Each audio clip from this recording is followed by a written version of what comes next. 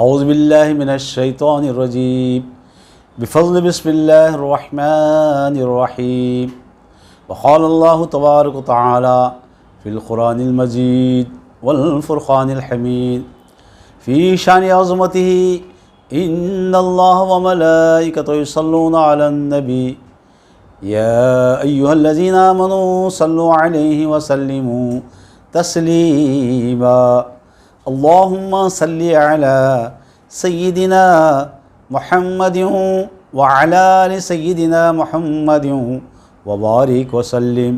اما بعد، تمام مسلمان بھائیوں اور بہنوں اور تمام بزرگوں دوستوں، اب میں آپ کی خدمت میں پچھلے ویڈیو کی طرح اس میں نفس کے تعلق سے یہ بتانا چاہوں گا کہ پہلے جو نفس امارہ ہے اس میں انسان گناہ کر کے خوش ہوتا تھا، لیکن نفس لوامہ میں انسان گناہ کر کے اپنے آپ پر ملامت کرتا ہے، گناہ کا اسے احساس ہوتا ہے اور وہ اللہ کی بارگاہ میں شرمندگی کو ظاہر کرتا ہے. اس سلسلے میں آپ کو ایک ایسا واقعہ سنانا چاہتا ہوں جس سے ہم سب کو ہدایت نصیب ہونے کا سامان میسر آتا ہے. دیکھیے، بنی اسرائیل کے کتابوں میں لکھا گیا ہے کہ ایک گانے والی عورت نہایت خوبصورت اور بدکار تھی. وہ ایک تخت پر ہمیشہ ناچتی رہتی تھی اور اس کا دروازہ ہمیشہ کے لیے کھلا رہتا تھا. جو بھی ادھر سے گزرتا اس کی نگاہ اس پر پڑتی اور وہ اس سے فریفتہ ہو جاتا. چنانچہ وہ کم از کم 10 دینار لیے بغیر اس شخص کو اپنے پاس آنے نہ دیتی تھی. ایک دن ایک اسرائیلی عابد وہاں سے گزر ہوا، اس کی نظر اس پر جا پڑی اور وہ بھی فریفتہ ہو گیا. چنانچہ وہ آہیں بھرتا پھرتا تھا اور اپنے نفس کے خوف سے جنگ کی اور اس کے لیے اس کے سوا کوئی چارہ نہ رہا کرتا. خدا کی بارگاہ میں دعا کرنے سے سوچا کہ اپنا سارا مال و اسباب فروخت کر کے اس سے جو اصول ہو اس کے ذریعے اس عورت تک رسائی حاصل کرے. چنانچہ اس نے ایسا ہی کیا. اب جب روپیہ لے کر اس کے پاس حاضر ہوا تو عورت نے کہا، میری مطلوبہ رقم میرے وکیل کے پاس جمع کرو اور فلاں وقت آ جاؤ. چنانچہ اس نے وہ روپیہ جمع کروایا اور وقت مقررہ پر اس کے پاس آیا. وہ عورت اس وقت بناؤ سنگار کر کے تخت پر بیٹھی تھی. عابد بھی اس کے پاس تخت پر بیٹھ گیا اور اس کے ساتھ دل لگی کرنے لگا. اچانک اللہ تعالیٰ کی رحمت اس پر نازل ہوئی اور اس کی پہلی طاعت اور عبادت کے عوض خدا نے اسے اس بدی سے بچا لیا. اس طرح کہ عابد کے دل میں خیال آیا، اگرچہ کہ میں لوگوں سے پوشیدہ رہوں مگر خدا تو مجھے دیکھتا ہے، اور میں نے حرام کاری کی تو میرے تمام اچھے اعمال غلط ہو جائیں گے. اس خیال کے آتے ہی خوف الہی سے اس کا چہرہ فخ ہو گیا. عورت نے معلوم کر لیا. پوچھا، تجھے کس کا خوف ہے؟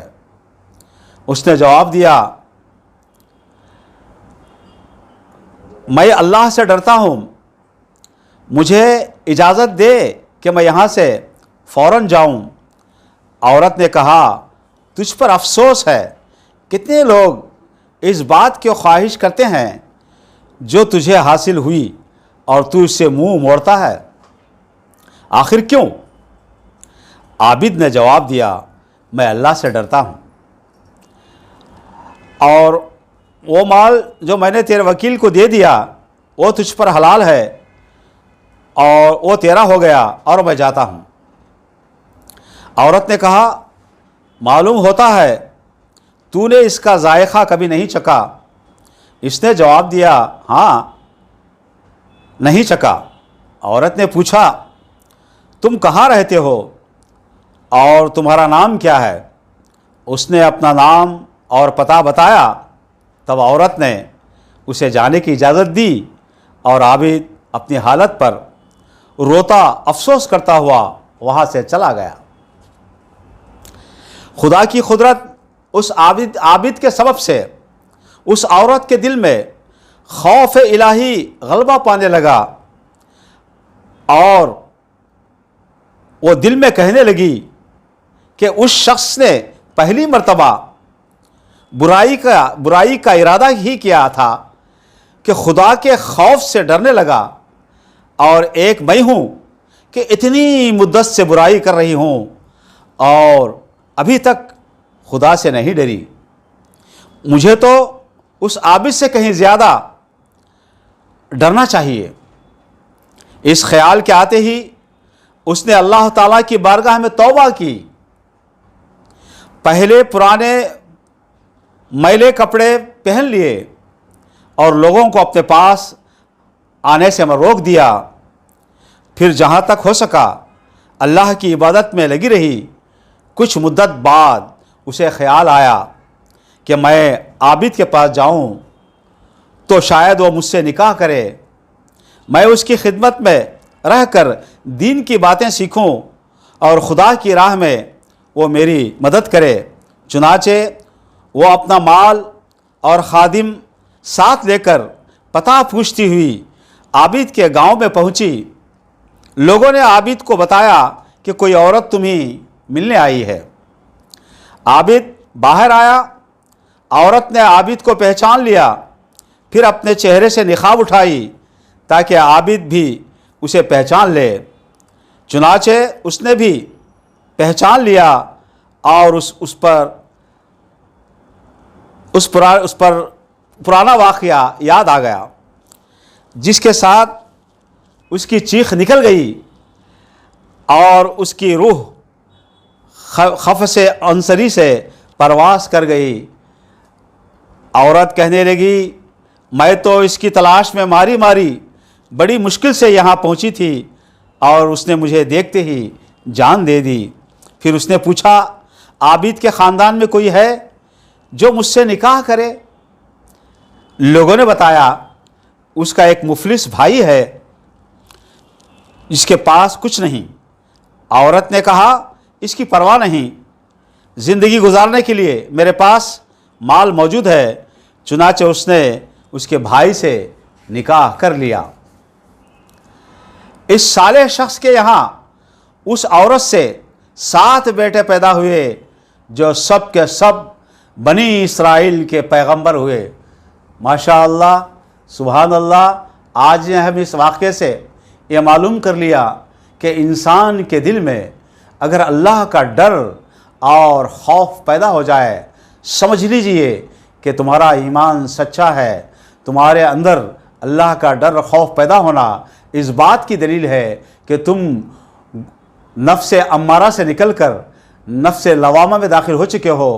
اب تم اس قابل ہو چکے ہو کہ تم اپنے گناہوں سے ہمیشہ کے لیے چھٹکارا پائیں اور نیکی کی طرف بڑھ جائیں اور اللہ کو راضی کر کے اپنے پچھلے گناہوں کو معاف کر لیں۔ والسلام علیکم ورحمۃ اللہ وبرکاتہ۔ عزیز بزرگوں اور دوستوں اور میری پیاری ماں بہنوں، آپ کی خدمت میں جو واقعہ پیش کیا گیا تھا وہ سردار اولیاء حضرت سیدنا محبوب سبحانی معشوق ربانی حضور غوث اعظم دستگیر رضی اللہ عنہ کی مستند و مشہور و معروف تصنیف غنیت الطالبین کا اردو ترجمہ صفحہ نمبر 284 تا 286 ہے۔ امید کہ آپ اس ویڈیو کو دیکھنے کے بعد اپنے آپ میں انقلاب لانے کی کوشش کریں گے۔ آمین ثم